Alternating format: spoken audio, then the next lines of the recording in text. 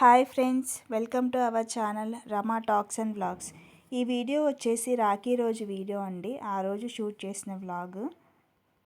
ముందుగా అయితే రాఖీ సెలబ్రేట్ చేసుకున్న బ్రదర్స్కి, సిస్టర్స్కి అందరికీ హ్యాపీ రక్షాబంధన్.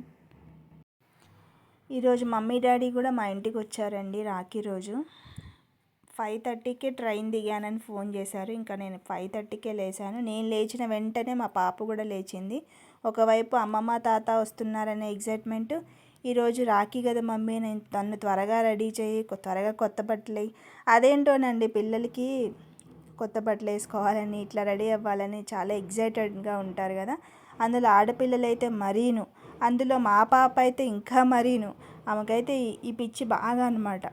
రెడీ అవ్వడం, కొత్త డ్రెస్ వేసుకోవాలి, బాగా రెడీ అవ్వాలి, నెయిల్ పాలిష్లు పెట్టుకోవాలి, మేకప్ వేసుకోవాలి, ఇవన్నీ బాగా ఇంట్రెస్ట్ ఆమెకి.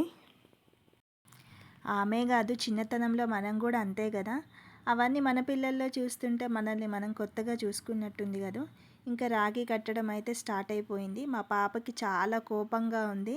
ఎందుకంటే రాఖీ తన చేత్తో పట్టుకొని నేను కట్టిస్తున్నాను కదా, అది తనకు నచ్చట్లేదు.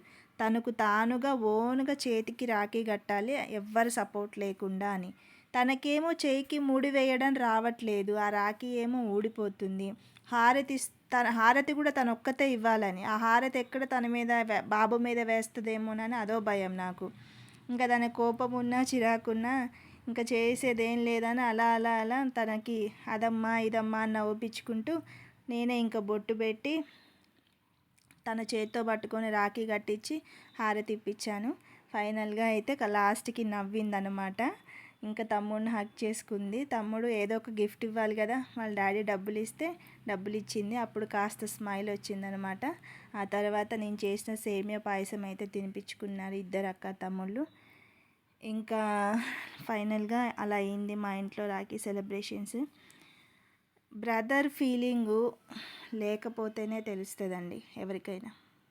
ఉన్నవాళ్ళు మాత్రం తప్పకుండా ఆడుకోండి.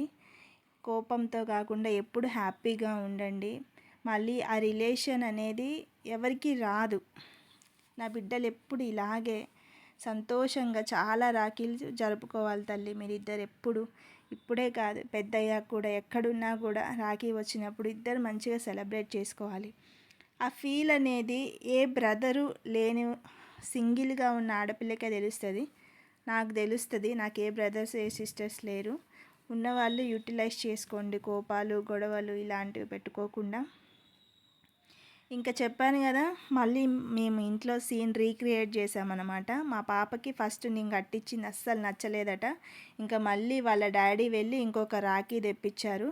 తనకు తానే ఓన్గా కట్టాలి, మమ్మీ సపోర్ట్ లేకుండా నేనే కట్టాలి అని ఇంతసేపు ఒకటే గోల పెడితే, పోనీలే ఆ పిల్ల కట్టిద్దంట అని చెప్పి ఇంకొక రాఖీ తీసుకొని వచ్చారు. ఇంకా బొట్టు పెట్టింది, తనే ఓన్గా కడుతుందనమాట. ఎంతైనా ఆడపిల్లలే కదా, ఏదైనా ఏడ్చైనా సాధించాల్సిందే. ఇంకా రాఖీ అయితే కట్టింది. ఫైనల్గా ఎట్లో గట్లా వచ్చి రానట్టుగా. నేనైతే ఇంకే సపోర్ట్ చేయలేదు. ఇప్పుడు హ్యాపీగా ఉందమ్మా తన ఫేస్లో. నేనైతే మా పేరెంట్స్కి సింగిల్ గర్ల్నండి. నాకు బ్రదర్స్ సిస్టర్స్ ఎవరు లేరు. నిజంగా సింగిల్గా ఉన్న వాళ్ళకి ఆ బ్రదర్ ఒక రిలేషన్ అనేది తెలుస్తుంది. ఉన్నవాళ్ళు మాత్రం గొడవలు కొట్లాటలు పెట్టుకొని తన్నుకొని వస్తుంటారు, ఎందుకో తెలియదు మరి.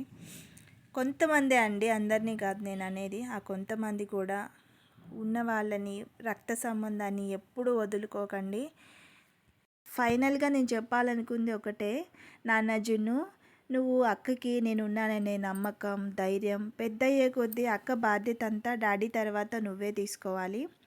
నాన్న చైతు తల్లి, నువ్వు కూడా అంతేరా. తమ్ముడికి ఏది ఇష్టమో ఏది ఇష్టం లేదో, ఏది చేస్తే బాగుంటుంది, ఏది నచ్చుతుంది ఏది నచ్చదు, తమ్ముడు బాగోగులన్నీ మమ్మీలా నువ్వే అమ్మ తర్వాత అమ్మగా ఆలోచించి తమ్ముడు బాగు కోరుకోవాలి.